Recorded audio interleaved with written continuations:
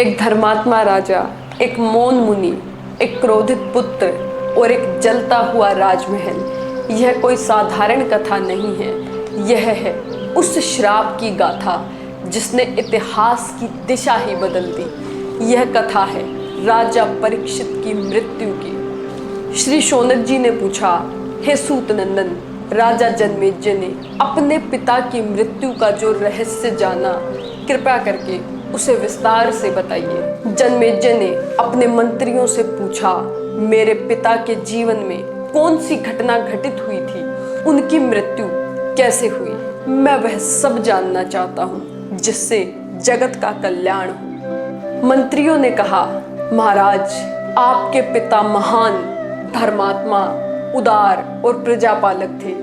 वे मूर्तिमान धर्म थे। उन्होंने चारों वर्णों की प्रजा की रक्षा धर्म पूर्वक की। उन्होंने किसी से द्वेष नहीं किया, सबको समान दृष्टि से देखा।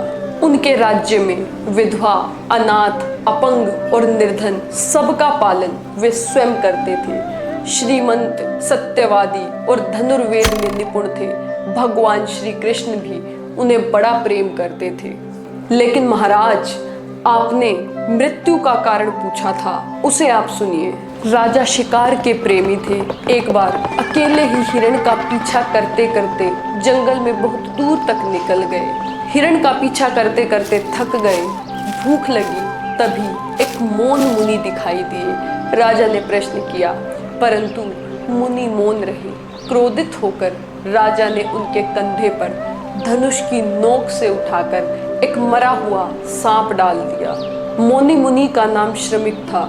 ऋषि श्रमिक कुछ नहीं बोले, मौन ही रहे। राजा लौट गए, लेकिन यह तिरस्कार कोई साधारण बात नहीं थी। शमीक ऋषि के पुत्र श्रृंगी जब उन्होंने यह सुना तो क्रोध में भरकर राजा को श्राप दे दिया, जिसने मेरे पिता का अपमान किया उसे तक्षक नाग 7 दिन के भीतर विष से जला देगा।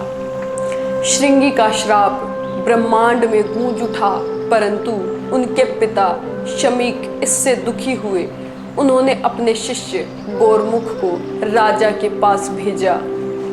गोरमुख ने राजा से कहा, राजन, आप सावधान हो जाइए, तक्षक नाग 7 दिन में आपको भस्म कर देगा।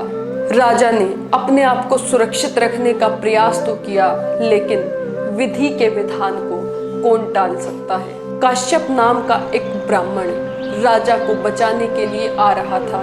उनके पास जीवन लौटाने की शक्ति थी, लेकिन रास्ते में उन्हें मिला तक्षक। तक्षक ने कहा, मैं ही तक्षक हूँ, तुम उसे बचा नहीं सकोगे। फिर उसने एक वृक्ष को डसकर जला दिया और उसी क्षण काश्यप ऋषि ने उस वृक्ष को फिर से हरा भरा कर दिया। फिर तक्षक ने ब्राह्मण से कहा, तुम जितना धन राजा से लेने वाले हो उतना धन मुझसे ले लो और यहाँ से लौट जाओ।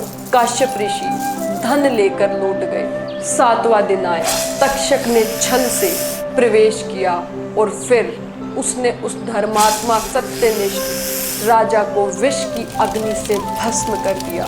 राजमहल में शोक छा गया। तक्षक चला गया और उसी दिन आपका राज्याभिषेक हुआ। उग्र श्रवाजी बोले, यह कथा दुखद है लेकिन सत्य है।